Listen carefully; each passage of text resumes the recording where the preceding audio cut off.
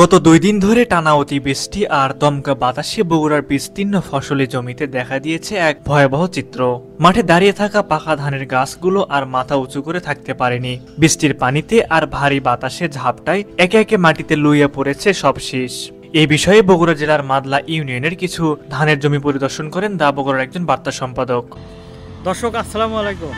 আমি এখন অবস্থান করছি বগুড়ার শাহজাহানপুর উপজেলার মাদলা ইউনিয়নে। গত রাত থেকে কিন্তু বগুড়ায় প্রচুর পরিমাণ বৃষ্টিপাত হচ্ছে, আর এই বৃষ্টিপাতের ফলে কিন্তু কৃষকের অনেক ক্ষয়ক্ষতি হয়েছে। ঠিক আমার ডান পাশে দেখতে পাচ্ছেন কিন্তু পাকা জমির কিন্তু ধান কিন্তু পেকে গিয়েছিল। দেখেন সেই জমির কিন্তু এতটাই ক্ষতি হয়েছে যে সবগুলো কিন্তু শুয়ে পড়েছে।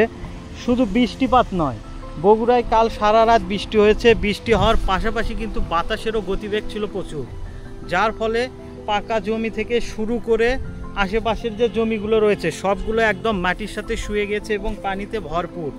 যতদূর চোখ যায় দেখা যায় সোনালী ধানের শীষ মাটিতে শুয়ে আছে, যেন নিস্তব্ধতার মধ্যে লুকিয়ে আছে হাজারো কৃষকের হাহাকার। কয়েকদিন আগেও যেখানে বাতাসে ভেসে আসতো নতুন ধানের সুবাস, সেই মাঠগুলো আজ ভিজে কাদা আর হেলে পড়া ফসলে ভরা। এত পরিশ্রম, এত খরচ করে ধান তুলতে গিয়ে শেষ মুহূর্তে এই ক্ষতি যেন সহ্য করা দায়। কেউ কেউ সকালে উঠে মাঠে গিয়ে দেখে অবাক হয়েছেন যে ফসল তারা মাটিতে যত্ন করে বেড়ে তুলেছিলেন সেটি এখন মাটিতেই পড়ে আছে। বৃষ্টির পানি জমে না থাকলেও ভেজা মাটি আর বাতাসের কারণে ধান কাটা প্রায় অসম্ভব। এই দুঃসময়ে বগুড়ার কৃষক সমাজ যেন লড়ছে এক নিস্তব্ধ যুদ্ধ, স্বপ্ন বাঁচানোর যুদ্ধ। বাতাসে দুলতে থাকা ধান এখন আর সোজা হয়ে দাঁড়িয়ে নেই, কিন্তু কৃষকের মনোবল এখনো অটল। তারা জানেন মাটি কখনো কাউকে ফাঁকি দেয় না। আজ না হয় হার, কিন্তু আগামী মৌসুমে এই মাটিতেই ফুটবে তাদের নতুন আশার সবুজ ধান গাছ। দর্শক, এ ছিল বগুড়া থেকে আজকের আবহাওয়ার সর্বশেষ অবস্থা।